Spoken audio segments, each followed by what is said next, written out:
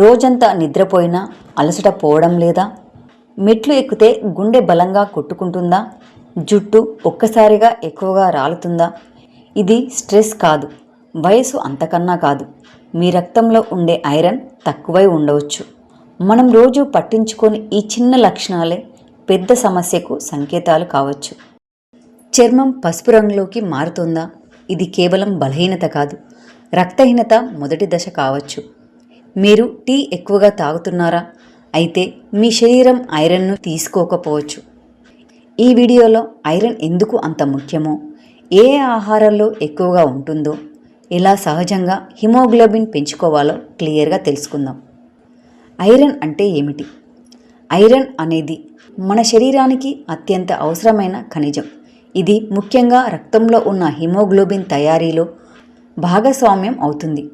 Haemoglobin పని ఏమిటంటే ఊపిరి తీసుకున్న ఆక్సిజన్ను శరీరంలోని ప్రతి భాగానికి తీసుకెళ్లడం. ఐరన్ సరిపడా లేకపోతే రక్తహీనత అంటే ఎనిమియా వస్తుంది. మరి ఐరన్ తక్కువైతే వచ్చే లక్షణాలు ఏంటో ఇప్పుడు తెలుసుకుందాం.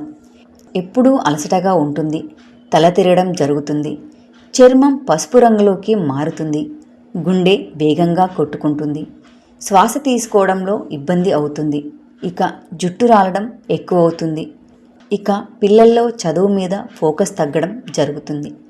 ప్రత్యేకంగా మహిళల్లో, గర్భిణీల్లో, పిల్లల్లో ఐరన్ లోపం ఎక్కువగా కనిపిస్తుంది. శరీరంలో ఐరన్ ఎలా పనిచేస్తుంది? ఐరన్ ప్రధానంగా 2 విధాలుగా ఉంటుంది.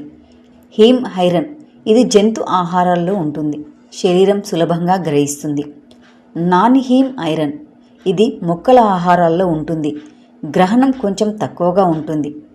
విటమిన్ సి ఉన్న ఆహారంతో పాటు తీసుకుంటే నాన్ హీమ్ ఐరన్ కూడా బాగా గ్రహిస్తుంది. ఐరన్ ఎక్కువగా ఉండే ఆహారాలు: వెజిటేరియన్లో పాలకూర, గోంగూర, బీట్రూట్, కందిపప్పు, శనగలు, రాగి, నువ్వులు, ఎండుద్రాక్ష. ఇక నాన్ వెజ్లో అయితే లివర్ అంటే కాలియం, చికెన్, మటన్, చేపలు, గుడ్డు, పచ్చసొన. ఐరన్ శోషణ తగ్గించే వాటి జాగ్రత్తలు: టీ, కాఫీ వెంటనే తాగకండి, ఎక్కువగా కాల్షియం ఉన్న ఆహారం వెంటనే తీసుకోకండి, జంక్ ఫుడ్ తగ్గించండి. మరి రోజుకు ఎంత ఐరన్ అవసరం? పురుషులు సుమారు 8 మిల్లీగ్రాములు, మహిళలు 18 మిల్లీగ్రాములు, గర్భిణీలు 27 మిల్లీగ్రాములు. మీ వయసు, పరిస్థితి బట్టి ఆధారంగా మారుతుంది.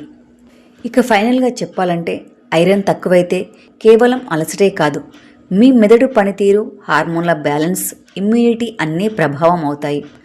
పిల్లల్లో ఐరన్ లోపం ఉంటే ఎదుగుదల మందగిస్తుంది. గర్భిణీ స్త్రీల్లో అయితే బిడ్డ అభివృద్ధి మీద ప్రభావం ఉంటుంది. అందుకే ఐరన్ ఉన్న ఆహారం రెగ్యులర్గా తీసుకోవాలి. అవసరమైతే డాక్టర్ సలహాతో సప్లిమెంట్స్ కూడా వాడాలి. అలసటను లైట్గా తీసుకోకండి, అది ఐరన్ లోపానికి సిగ్నల్ కావచ్చు.